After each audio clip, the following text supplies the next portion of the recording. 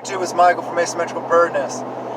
So today, video is titled The Perfect Storm. I just wanted to talk about what I foresee coming up in the near future and how it could all come to a head then. And of course I'm talking about 2020.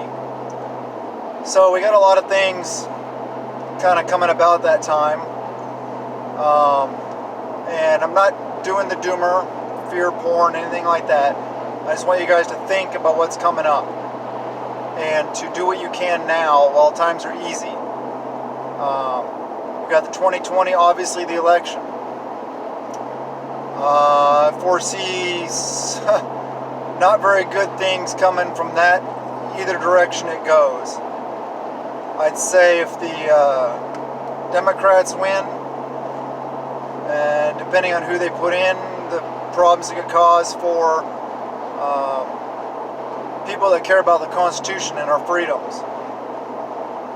If Trump wins, I see Antifa and everybody else on the left losing their minds and rioting, looting, all kinds of crazy things. Do I think it's going to be worse than the last election? Yes. Do I think it's going to be the end of the world? Probably not. It may just be things happen like they did last time and it all blows over, or it could continue. They could continue just to utterly lose their minds. That combined with the food shortages that we'll be feeling by then from the crop failures this year and the inability, crop failures around the world, and the inability of a lot of farmers in the Midwest to plant their crops. From what I've heard, we only got about anywhere from 50-60% maybe of our crops planted in the Midwest. So how is that going to affect us? It's going to at least be increased food prices, maybe some shortages. That was corn, which is a huge crop. It's in ethanol in our fuel. Gas prices may go up. Because of that, all the things associated with that will go up. Obviously, a lot of products are moved via semi-trucks, which are diesel, so they don't use ethanol. But there's other, local deliveries, stuff like that. There'll be increased prices due to that, as well as the availability of corn to be used for in the food chain versus in the fuel chain. So with less corn to go around, and them still needing it for fuel, then we'll see shortage in the shelves. Corn syrups and so many different things. It's insane how many products corn is in, and soybeans and wheat, whatever else wasn't planted in the Midwest, as well as a lot of other different crop failures in different nations around the world. And that affects us because a lot of our food comes from other places also. And yeah, the politics, I think it's going to get ugly. So I just want to encourage you guys to do what you can now. Like I always say, while things are easy, do the easy things. Don't wait for the hard times to do the hard things, because then it'll be way harder, way more difficult, more demanding, and your chances of success and survival and thriving are way lower if you don't do the things now. So please just think about what's going on, be aware of what's around you, be awake, don't be a sheeple, just be awake, pay attention to what's going on, do the things you can, a little bit every day, like I talk about. Food, buy as much as you can, as much as you can afford. Ammunition, firearms, make sure you have those. But I'd say one of the biggest things is food. And then also fitness. Come on, guys and gals. It doesn't take much. A little bit more exercise every day get you in a better position. Carrying a little extra into an SHTF scenario, well, maybe that will help you. So you have calories to burn, So one of the guys joking with me at work said, he's like, yeah, I don't need food storage. I got mine right here. And he patted his big, humongous belly. And I'm like, okay, yeah, that's kind of true, But that only lasts for not that long. And even if you have that, that's only fat you're burning. You don't have all the other nutrients you need from food. So anybody that says that, I know he was joking. He was just messing with me because he knows I'm into preparedness. But yeah, just think about what's going on. Be ready. Move if you can to areas of low population density. Like Pastor Joe of Viking Preparedness says, come out or hurt my people. He's not the only one. A lot of people say that. But, it's biblical. Don't get stuck in high population areas, urban areas. Because those are the areas where does Antifa riot? They don't riot and loot in the conservative areas, aka the rural areas. They burn and loot each other. So, the way I look at it is if they want to sit there and burn and loot their own neighbors, all the liberals in their towns, then go for it. You're just affecting other liberals, which means that whole base is weakened, more susceptible to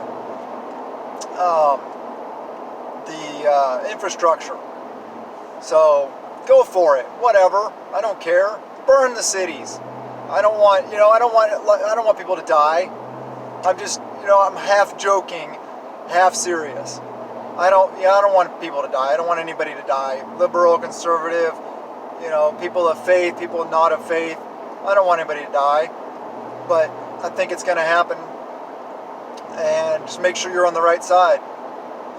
So, and do what you can, like I said. You can be ready for this. It can be a non-event for you. If you're ready, if you have a group, if you live in a rural area. I know people say, TJ from Bear Independent talks about he wants to be in a situation where on his homestead, how he just, somebody comes up to him and says, hey man, did you know the world ended last week or 2 weeks ago? And he's like, oh, really? Hadn't noticed. Love that way of looking at it, because that's awesome. That's the place that I want to be. So, you don't even realize what's going on because you don't care. It doesn't affect you. That's an awesome place to be. Can we all be there? No, not even close. But we can all try. We can all head that direction. We can do a little bit at a time. Food is not that expensive. I mean, the other day I got at a restaurant supply store. I forget that it used to be called Cash and Carry. I forget what it's called now. 50-pound sack of pinto beans was $20. 50-pound sack of rice was $17 or $18. So you're talking, for basically rounded up to say $40. $40 for 100 pounds of dry weight of food. Can you imagine how much rice and beans that'll make once you reconstitute it, soak it in water, and cook it, and it expands? Holy cow, that's a lot of food for $40. Come on, who doesn't have $40? Even if you only have $20, buy one of them. If you only have $18, buy the rice. Save up a little extra next time for $20. Get the beans. And maybe you don't have access to places like that, I don't know, but you have Walmart, you have Costco's, you have Sam's Clubs. Wherever you're at, you have something like that. If you're in the Midwest, you're blessed with, granaries and stuff like that, where you can go pick up just mass quantities of grain. That would be awesome. I don't have that here in the Pacific Northwest. We just don't have things like that. We have Eastern Washington that grows a lot of food. Apples, of course, Washington apples, cherries, all kinds of stuff like that. A lot of fruit. So that's awesome. We can head out there, make a drive out to Eastern Washington, pick up a bunch of apples or cherries, whatever it is, and use our dehydrator and then vacuum seal them, throw them in buckets, and add it to our food storage. Because variety is important. You need all the nutrients, minerals, and vitamins and stuff like that from fruits, as well as vegetables, as well as beans and rice and meat and all those things. You need a variety in your diet, even when crap hits the fan. Is rice and beans going to keep you alive? Yes, it is. But, you know, you won't be super healthy. You know, you're healthier, put it that way, if you have a variety. You have all these different nutrients coming into your body that your body needs. And it's nice. It's comfort foods. It's, instead of eating beans and rice all the time, you know, you can have some dried apples or cherries or, you know, all the things, meat. And I think it was Sister Kate, Shofar Mountain, Pastor Joe's wife, talked about in a video yesterday, I believe, how meat was used as a flavoring in the past. It wasn't used as a main course, and that's true. They, you know, in the past, or in a lot of places around the world, meat is used just enough in the dish so that you get the flavor and it helps it taste better, and you get some protein, some nutrients from it. But it's a lot of places, it's not just like a big huge slab of beef or chicken or something like that as your main course for a meal. It's not used like that in a lot of places in the world and in our past. So just think about that. You know, you need to store all the things. Have a well-balanced, variety. But anyway, all these things are leading up to the foreseeable future. I don't see a very pretty near the ending to 2020. I think it's going to get ugly. I'm not trying to scare you guys. You know that. I say prepare out of peace of mind, not out of fear. I'm not preparing because I'm scared of what's going to happen. I just want you guys to be aware of what might happen and what I think probably will happen. So just be aware of what's around you. Do what you can. Keep your head up. Stay positive. Don't worry. Don't be fearful of what's going to go on. Just surround yourself with good people. Get your preps in order. Get your stuff in order. Get out of debt as much as you can. Just do everything you can. Don't buy that new vehicle this year. Between now and the end of next year, please don't go out and buy anything extravagant or expensive. Please put the money towards your preps. I could be wrong. I hope I am wrong. I hope nothing happens. I hope that, you know, I hope that the person I care about and the person that's a little more in line with my values is in office, and that I don't have to worry about a bunch of crazy things. And you guys, you get my political views. I'm not going to go super political.